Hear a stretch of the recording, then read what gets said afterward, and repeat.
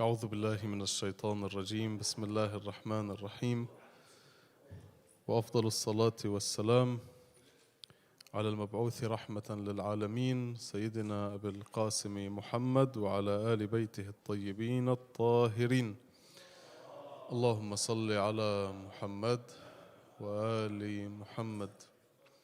السلام عليكم جميعا ورحمة الله وبركاته. السلام.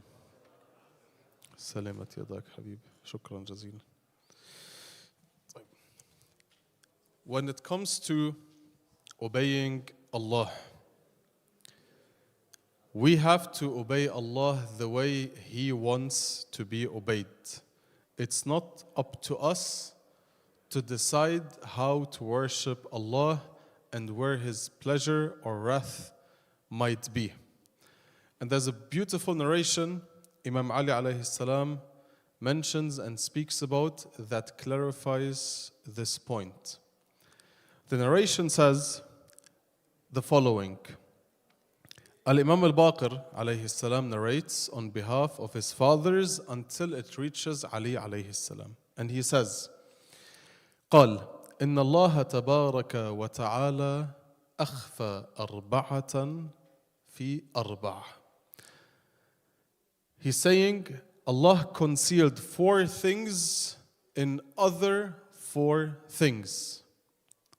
So the first one he starts, أخفى رضاه في طاعته فلا تستصغرن شيئا من طاعته فربما وافق رضاه وأنت لا تعلم. He concealed his pleasure within his obedience.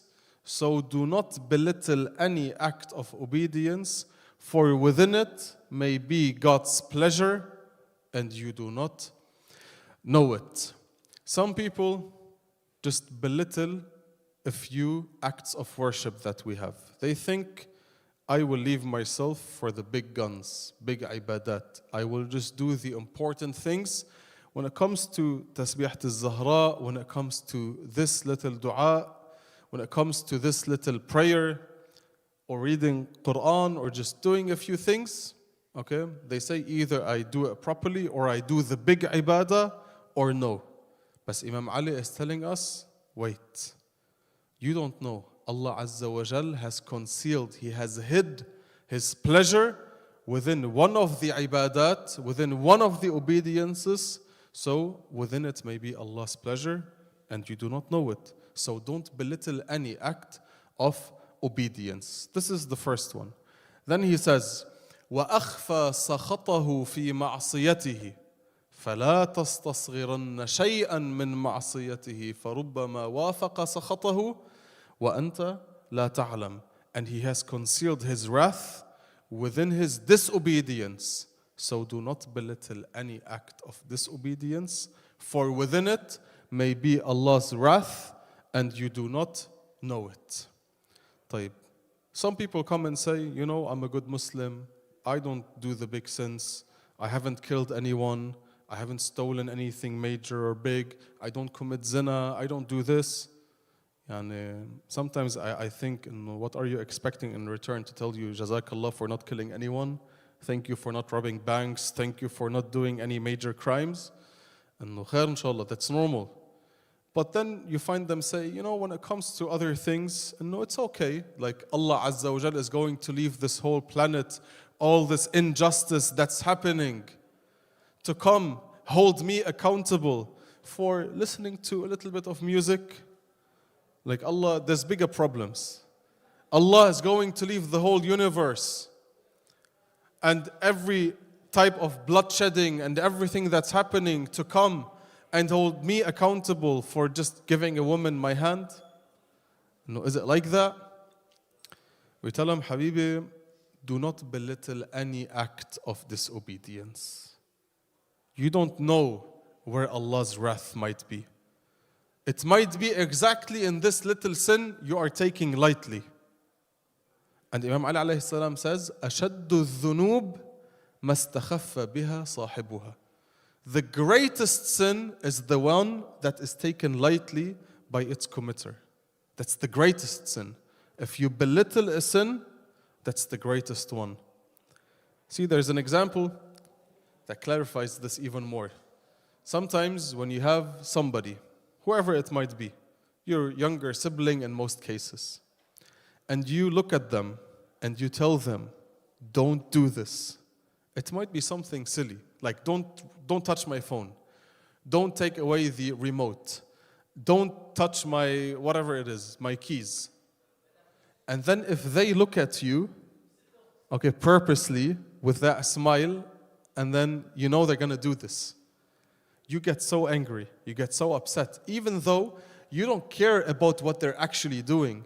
You care about their intention or their, there's a word for this, audacity to actually do this.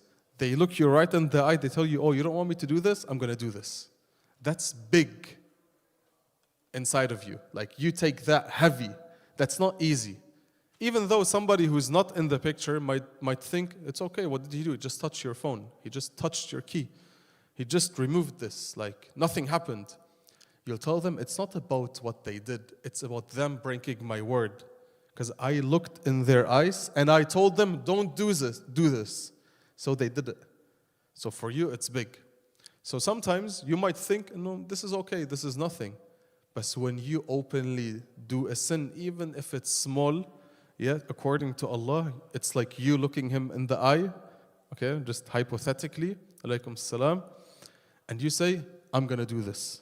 That's big. That's why Imam Ali is saying, أَشَدُّ الذُّنُوبِ مَا اسْتَخَفَّ بِهَا صَاحِبُهَا. That's the greatest sin, the one that you take lightly. طيب, that's number 2. So do not belittle any sin. Number 3, the Imam is saying, وَأَخْفَى إِجَابَتَهُ فِي دُعَائِهِ فَلَا تَسْتَصْغِرَنَّ شَيْئًا مِّن دُعَائِهِ فَرُبَّمَا وَافَقَ إِجَابَتَهُ وَأَنْتَ لَا تَعْلَمُ. He's saying, and he concealed his response within his supplication, so do not belittle any supplication, for within it may be God's response, and you do not know it. Even dua, you know, we have narrations that say, if you sincerely say 7 times, Ya Allah, Allah responds and says, Labbaika abdi. That's it. 7 times, Ya Allah. Enough. It's not even a phrase. It's not even a dua in that sense. It's just saying 7 times, Ya Allah. Some people think, no, if I want to do tawbah, I have to bring the biggest dua, the largest dua, dua Abi Hamza. That's the one I recite. When it comes to smaller du'as, I don't care. Like, who cares? I'll do the big ones, the main ones. Allah is saying, according to this narration, the Imam is saying, no, don't belittle any dua. It might be just one sincere, Ya Allah, and Allah tells you, Yalla, what do you want? I'm listening. I'm here. You know, we have a story, a narration, يعني, that speaks about Fir'aun. Fir'aun, the one who said, Ana Rabbukum al-A'la. Okay? In the narration, Allah delayed his azab, his punishment, for 40 years. Why? Because on his castle, there was written, engraved, Ya Allah. Just that. Because Ya Allah was engraved at one of the gates, his punishment was delayed for 40 years. So how about us that call out Ya Allah and we actually believe and we pray and. So do not belittle any act of supplication, for within it may be Allah's response and you do not know it.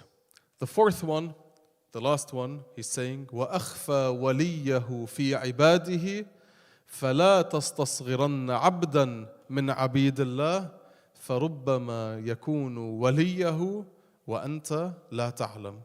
And he concealed his wali among his servants, so do not belittle any of his servants, for he may be Allah's wali and you do not know it. And this is something that happens, unfortunately, due to our different social statuses. If somebody looks good, has good clothes, a good car, has money, we respect him. If they are not like this, no, it's okay. He's just a normal guy. We take him lightly. If somebody is poor, come on, we try to stay away from them. Okay, we don't go visit them as much, we don't ask about them as much because he is poor. So we belittle certain people according to their statuses. And the Imam is saying, don't belittle anyone, for he might be Allah's wali and you do not know it. طيب. So, same thing applies, because we're speaking about how powerful words can be, right? Same thing happens when it comes to certain words. We belittle them, or we take them lightly, or we make fun of them. Usually, we find these people that come and say, Shaykhna, I'm not convinced. يعني, what makes halal meat halal and what makes non-halal meat haram? Like, what's the difference? Just saying Bismillah, just mentioning the name of Allah. You know, I know so many farms, they have very clean cows, animals, chicken, whatever. Bio, like they give them the best of food. You know, they're healthy, they're good. Okay. They don't say Bismillah when they like kill the animal. So why is that haram? Because I know that in other farms, they don't have these health instructions, they don't give them the best of food, but they slaughter them in a halal way, and they might be actually harmful for us. So why is that halal, that haram? You know, it's just a word, so why does it matter? Or when it comes to zina and marriage, they come and say, like, if I don't say the formula, if I don't say the sigha, right, it's just one sentence, then it's zina, it's not halal. Like, it's okay, it's not that big of a deal. Like, who cares? You know? So that sentence was, what is it gonna make? They belittle these actions. They say, Allah, it's okay, one sentence. It doesn't matter. Like, pronounce it the way you want, khalas. Who cares? It's your intention. Allah knows what's in your heart. It doesn't matter. So they belittle certain words, certain sentences. They take them lightly, and they make fun of them. And they say, Masalan, if I do istighfar, if somebody commits so many sins, they do istighfar, Allah will forgive them everything, khalas, it's done like it never happened. So they have these questions. The answer is, yes. Yes, what makes this halal and this haram is this word. What makes marriage halal or haram or zina and marriage is that sentence. Yes, because Allah Azza wa Jal, actually He made it that easy for us. Don't belittle these words. Don't take them lightly. Because I always say, as a response, what do you want Allah to do for you? If He told you, if you want halal meat, there has to be a certain way. Allah Azza wa Jal, He wants to test us. Who is going to follow us? The religion, Allah, Islam. Who is going to follow Islam? There needs to be a certain way that Allah wants things to be. So He can know who is going to follow Islam and who is not going to follow Islam. So if you follow these steps, you're following Islam. If you don't follow them, you're not following Islam. What I want to say is, in other words, to make it easier, there has to be an Islamic way for everything. Okay? For Allah Azza wa Jal, when it came to halal meat, He chose a very easy way.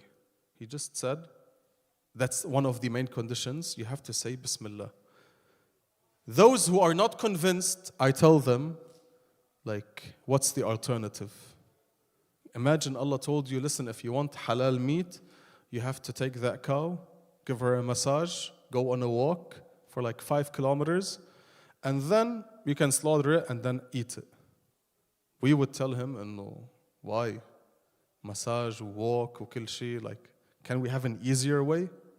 Allah gave you the easy way and you're not convinced. But when it comes to marriage, imagine, I tell him, Allah made it hard. Imagine He told you, if you want to get married, you have to pay half of your net worth as sadaqah. You have to go Hajj. You have to pray 1,000 rik'ahs. You have to fast 10 days. You have. We all would say, Shuha, what's this? Why is it so hard and complicated, Ya Allah? Like, please give us an easier way. But He gave us the easy way and He said, just say one sentence. That's enough. He gave you the easy route. He gave you the easy way, and yet you belittle it. And you say, khalas, that's like, who cares? It's one sentence. La habibi. It doesn't matter. It does care. Ma Allah, out of His mercy, He made it easy for you. That's why we say people will never be pleased. If you make it hard, if you make a course and the course is expensive, why is it so expensive? If it's cheap, it's cheap. Akid, it's not important. What do you want, Habibi? Allah is making it easy. You're not satisfied, you're not happy. If it's hard, you're not happy. Yani, what do you exactly want? Wake up. Okay? This is what I tell them. So we say, no, yeah, Allah made it easy. You have to respect this word. You have to respect this sentence because it has all power.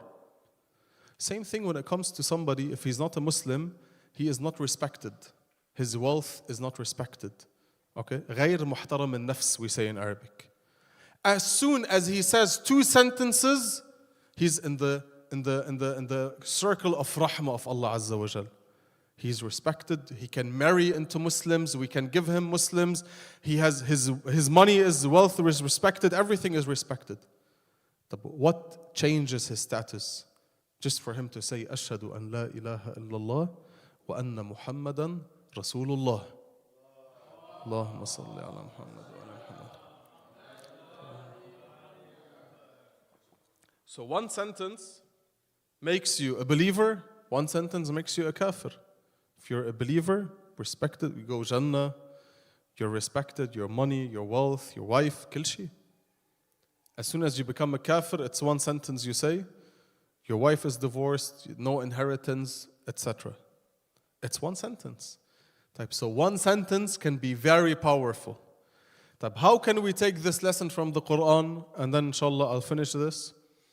The verse is very important. See, and this happened to Bani Israel. The Quran says, وَإِذْ قُلْنَا ادْخُلُوا هَذِهِ الْقَرْيَةَ فَكُلُوا مِنْهَا حَيْثُ شِئْتُمْ رَغَدًا وَادْخُلُوا الْبَابَ سُجَّدًا وَقُولُوا حَطَّةٌ نَغْفِرْ لَكُمْ خَطَايَاكُمْ وَسَنَزِيدُ الْمُحْسِنِينَ. See, the Quran is saying in English, and remember when we said, enter this town, Jerusalem, and eat bountifully therein with pleasure and delight wherever you wish. Now is the important part. And, number 1, enter the gate in prostration. And, number 2, say, forgive us. Say, hatta. Hatta means forgive us. But what's the result if you do these 2? And we shall forgive you your sins and shall increase reward for the good doers. And Allah is telling them, enter the gate in prostration and say hatta, and we shall forgive you. That's it. So easy. Just do sujood and say hatta. Done. What happened? Look what the Quran says. فَبَدَّلَ الَّذِينَ ظَلَمُوا قولا غير الذي قيل لهم فأنزلنا على الذين ظلموا رجزا من السماء بما كانوا يفسقون. Look, but those who did wrong changed the word from that which had been told to them for another. They didn't say hatta. They said hanta. They said every possible word instead of saying hatta. The Quran is saying, فَبَدَّلَ الَّذِينَ ظَلَمُوا قَوْلًا غَيْرَ الَّذِي قِيلَ لَهُمْ. They said something else. So we sent upon the wrongdoers a punishment from the heaven because of their rebelling against Allah's obedience. They wouldn't listen. They didn't say hatta. If they went in prostration and said hatta, Allah would have forgave them. Because they took this lightly, because they didn't rate this, because they didn't respect this word, and they used another word instead, they got the punishment. They got punished. They just changed the word. Who told you to change the word? Just say the word. It's so easy. Allah is telling you, just say these words, it becomes halal. Don't say these words, it's not halal. Because that's the Islamic way. If this easy way wasn't there, there would have been a harder way, and then we would have complained. So don't belittle them and don't take them lightly. صلوا على محمد وآل محمد.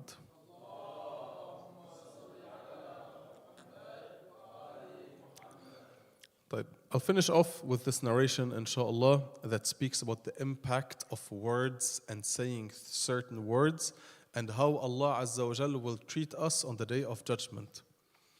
شوفوا, the narration says, عن أبي جعفر عليه السلام, الإمام الباقر.